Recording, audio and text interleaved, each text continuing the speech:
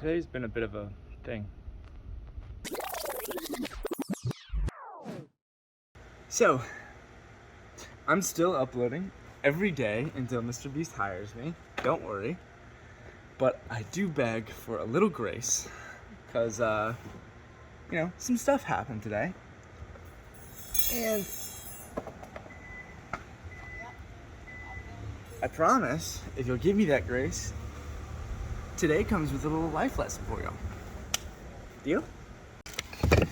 So, I found myself in need of housing pretty quickly. That's not even fair. They gave me time. It was just a situation where I was like, all right, as soon as possible, let's try it.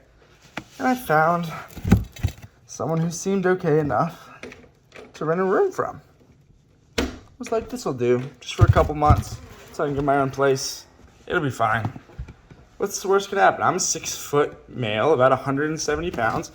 What's the worst that can happen?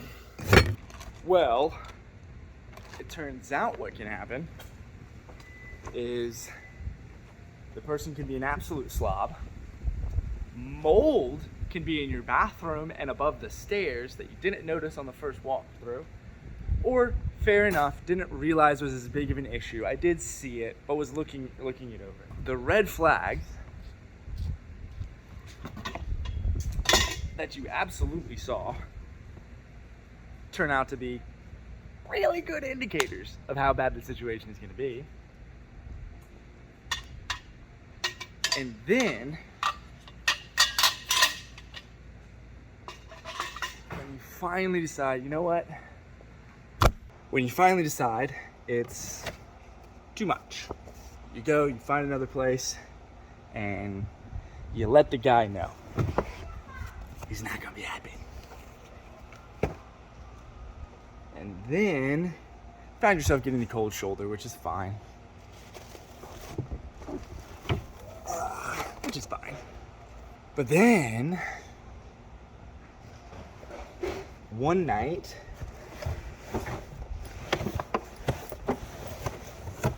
after he's told you that he's found someone else for the room, he texts you at about 3 a.m. that he's had an asthma attack and you're to blame because you used the wrong cleaner. Real quick, so I don't forget.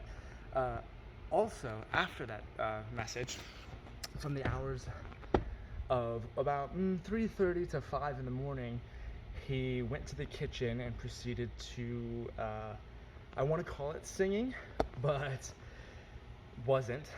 Some shouting and yelling, and by the time I woke up, the only thing I could make clear was him saying over and over, "This is not the time for fear, this is not the time for fear, this is not the time for fear," really loud, just over and over. And he was banging around in the kitchen, making a lot of noise. And I know he was doing it to wake me up, because the moment that I woke up and started moving around and saw his text messages, that's when he stopped. When he could hear me starting to move my stuff and just getting out, he immediately scampered off into his room because he didn't want to accidentally see me. Yeah, real warrior, this one. I did not clean that bathroom, and I'll tell you why. Because when I moved in, it was disgusting, and I decided I'm not his maid, and I didn't make a mess. So I actually didn't clean it, and I know that for a fact because I made the mental choice not to. Then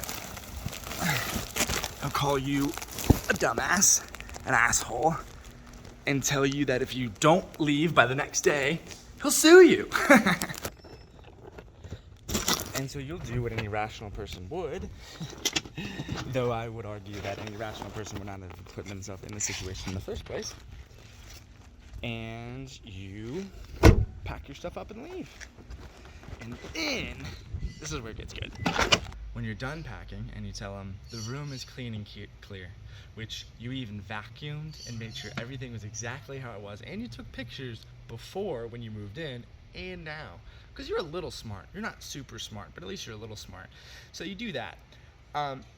And he doesn't answer. So you call him and he doesn't answer. So you have to go back inside and say, hey, I'm done moving in. No answer. So you go knock on his door, and his dog that always barked every time you walked through the door or went through the living room, so you really had to cower inside your room for the entire time you were living there, because starts barking and won't stop. And you know what, you're like, fine, I'll just wait. And I'll just wait. And then you get a text from him. Oh, so brave, big man. I'm not feeling well, I'll get it to you later.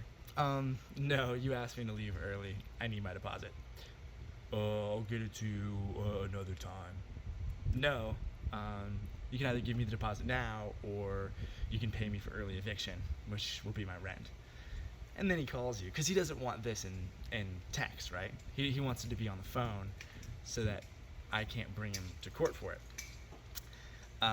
He calls me and says, yo, do you hear that? Is that ice cream?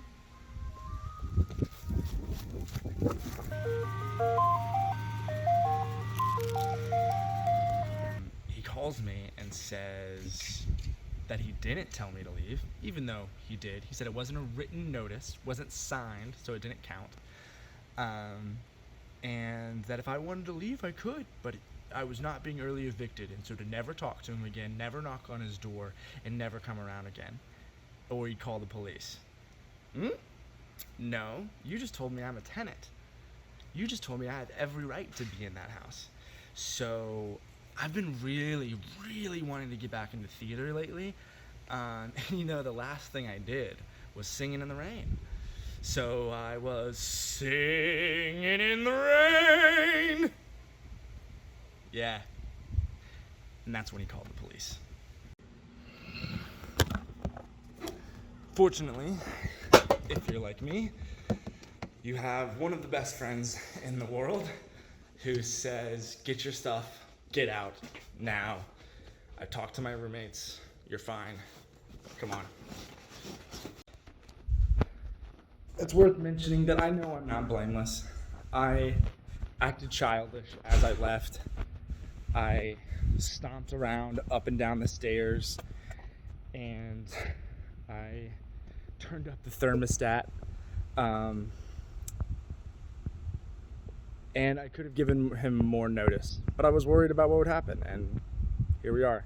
But I know I'm not blameless in this whole situation. I could have behaved better. Well, here it is. Ever wondered what 100% of someone's material possessions looks like? I was gonna put it in a neat little pile, but I decided that could wait till tomorrow.